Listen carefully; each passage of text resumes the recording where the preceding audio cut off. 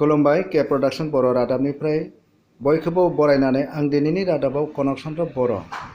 दिनै उदालगुरि जिल्लानि सिङाव थानाय टंला नोगोरनि स्मृति भवनाव बारग' आलफानि सोद्रोमा बिथांमोना नबसरनियाखौ बरायनानै मोनसे गेवलां मेल खुङो।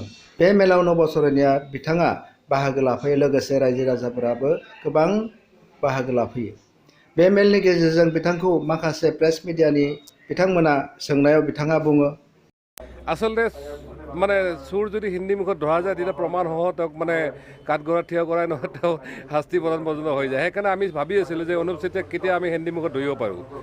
জবাব মানে সেই কুমৰিঘাটত গৈ তেওঁলোকে আমাৰ নিজৰ ঘৰৰ ওচৰতে গৈ তেওঁলোকে যিখিনি কথা ক'লে, কাৰণ অনুপ চেতিয়াই ব্যক্তিগত কি কৰে নকৰে, তেওঁ চিণ্ডিকেট কৰে, তেওঁ আৰু কিবা কৰে, তেওঁ প্ৰপাৰ্টি বনায়, তাত মোৰ ক'বলৈ একো নাই। কিন্তু BTC ৰাইজৰ আৱেগ অনুভূতি খেলি কেনে তেওঁলোকে যেতিয়া এইটো কৰিব তেতিয়া আচলতে এইটো সভা নাপায়। আৰু বিশেষকৈ এজন সংগ্ৰামী নেতা বুলি মই সেইকাৰণে কৈছোঁ যে তেওঁ সংগ্ৰামী নেতা বুলি কোৱাৰ কোনো সভা নাপায়, কাৰণ অনুপ চেতিয়াই কাৰ ইয়াত নচলে। ইয়াৰ আগতো আমি আলফাক বিচাৰিছিলোঁ যে আলফাই আমাৰ ৰাইজক সহায় কৰক, তেওঁলোকে আমাৰ বিৰোধিতা কৰিছিল, আমাক বহিষ্কাৰ কৰিছিল, তেতিয়াও আমি বেয়া পোৱা নাই, ঠিক আছে তেওঁলোকৰ তাক। কিন্তু অনুপ চেতিয়াৰ নিচিনা গৈ কোনো সভাই সমিতিয়ে হয়তো অৰবিন্দ ৰাজখোৱাই আমাক গালি পোৱা নাছিলে। আৰু BTC ৰাইজক মই ভাবোঁ যে নৱশৰণীয়া কোনো ব্যক্তি বিশেষ নহয়, নৱশৰণীয়া এতিয়া এটা চিম্বল।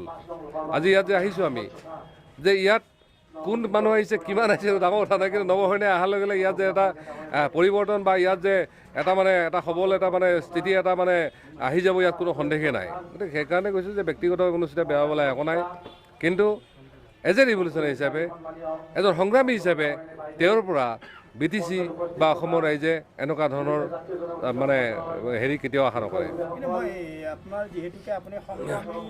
এইবাৰ আমি BTC কাউন্সিল দখলৰ জৰিয়তে ৰাজনৈতিক সিদ্ধান্ত ল'ব পৰা এটা ক্ষমতা আমি ল'ব গৈ আছোঁ।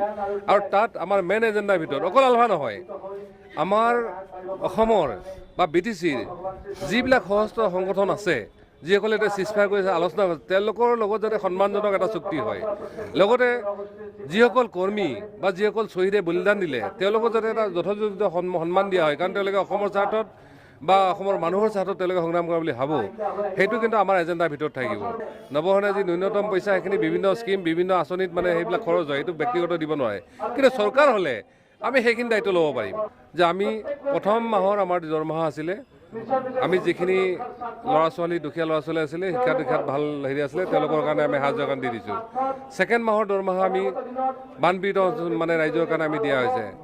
আৰু এটা মাহৰ দৰমহা আমি দৰকাৰ হ'লে যে আমাৰ যিসকল শ্বহীদ ফেমিলি আছে বা আলফাৰ যিসকল লোক আজিও এনেকুৱা অৱস্থা আছে, দুখ বা বিপৰ্যয় অৱস্থাত, তেওঁলোকৰ কল্যাণৰ কাৰণে আমি তেওঁলোকে ন্যাস খোলক, তাত আমি সেই পইচা আমি দান দিম।